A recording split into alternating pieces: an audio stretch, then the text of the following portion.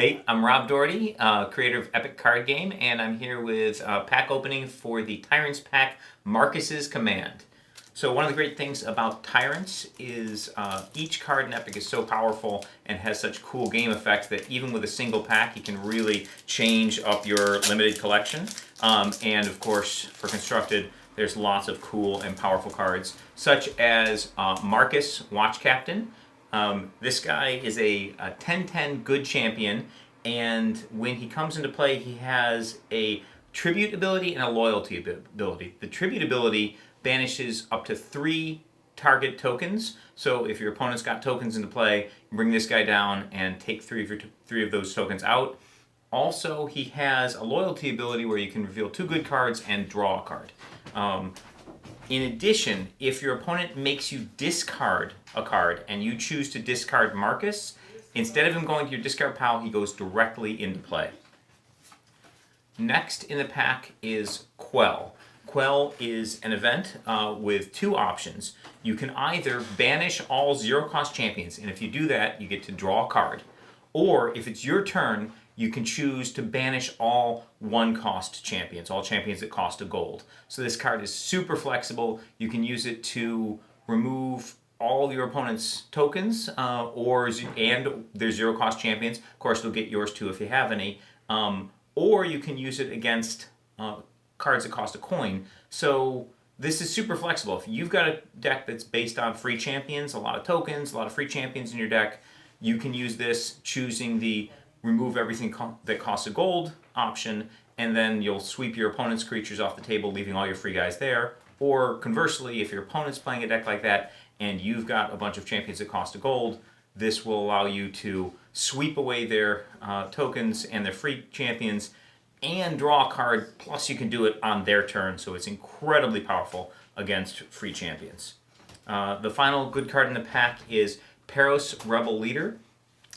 This is a really cool free champion. 3/4, makes all your other humans get +1 offense, and it has a tribute ability and an ally ability that allows it to put a human token into play. So if you're playing a good deck which has a human token theme, this is a really powerful engine for you. Now onto the evil cards. The first one is Reap or Sow. Super flexible card. Now a lot of cards in Epic have choose A or B. You can do one thing or another. Frequently those are draw 2 cards or a powerful effect. The Reap or Sow, however, has put 4 zombie tokens into play, or if it's your turn, break all champions. So you can either use it to get 4 zombies at any time, your turn, your opponent's turn, or if it's your turn, you can break all champions with it. Next is an evil free card, Hands from Below. This is a really nasty card against large attacks, group attacks of small champions. It deals 4 damage to each attacking champion without airborne. So if your opponent is coming in with a large group of tokens, maybe to bash through one of your big potential blockers, you can play this, do 4 damage to everything that's attacking without airborne, and sweep their board clean of that attack. Additionally, it puts 2 zombie tokens into play expended. So thematically, of course, they're coming in on the ground, and zombie hands reach up from the ground, grab people, and then they come into play expended. But on your turn, they'll prepare. You can start swinging in with them. Final evil card is the Gudgeon.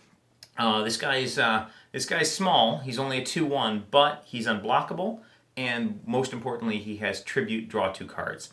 So you can play this small unblockable threat on the table and get 2 cards into your hand. So he's a real card advantage machine. On to the wild cards. First card is Drac's Enforcer.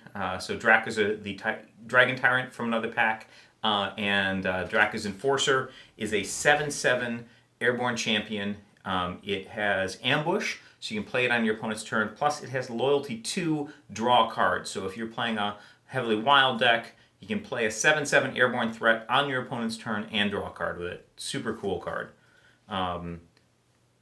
Next is Battlecry. I love the flexibility of this card. It gives all your champions breakthrough and all your champions +3 offense and +3 defense. So clearly, as a card you play when you're attacking, super powerful. It will make your guy bigger. It'll give him breakthrough, so he could win that one combat. Plus, everything else you have in play gets the same bonuses. You'll be coming in with breakthrough, all your guys bigger for the entire turn. So this can be a real finisher for your opponent. But also, if it's an opponent's turn when you play this card, you get to draw 2 cards. So you can also use it defensively. If you got a relatively big team of guys, and so does your opponent starts coming in with attacks, you can play this, make your team bigger, and draw 2 cards. So you'll be able to win those fights with him coming in and draw cards at the same time. And then the final wild card is the Lightning Strike. Lightning Strike's a free card that does 5 damage to target champion. So this there's a lot of fairly nasty champions in the game that have defense 5 or less. So this is really nice spot removal for those troublesome champions with particularly powerful abilities.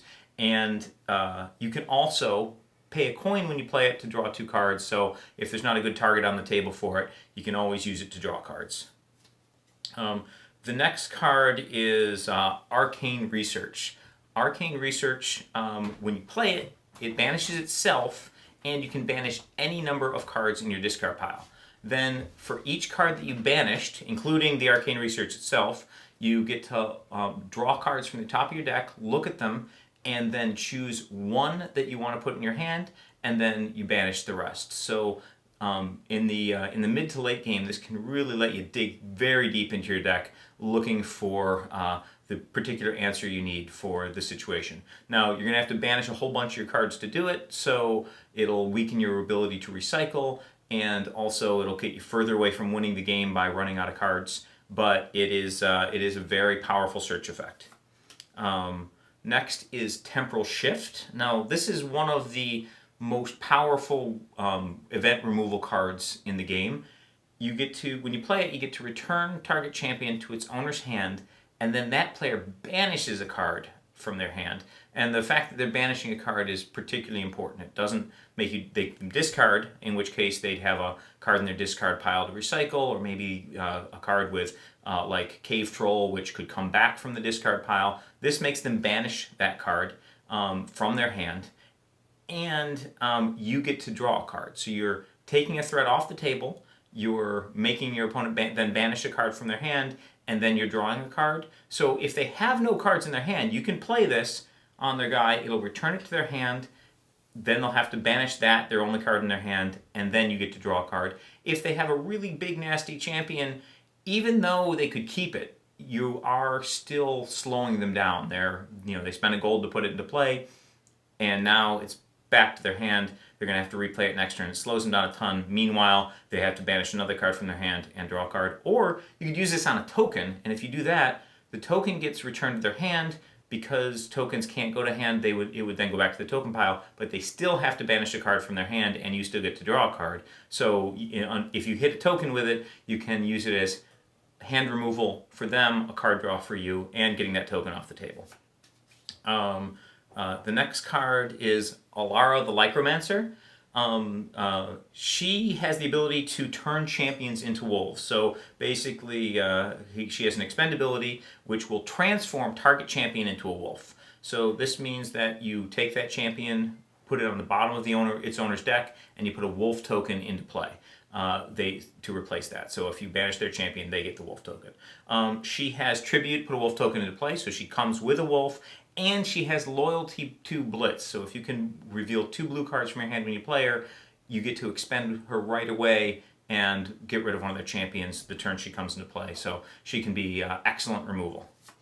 And then finally in the pack is the Alternate Art double-sided token. This is functionally equivalent to the tokens in the base game, but they have cool new art. Each pack comes with 1 double-sided token. So that's Markus's command pack. Hope you enjoy it.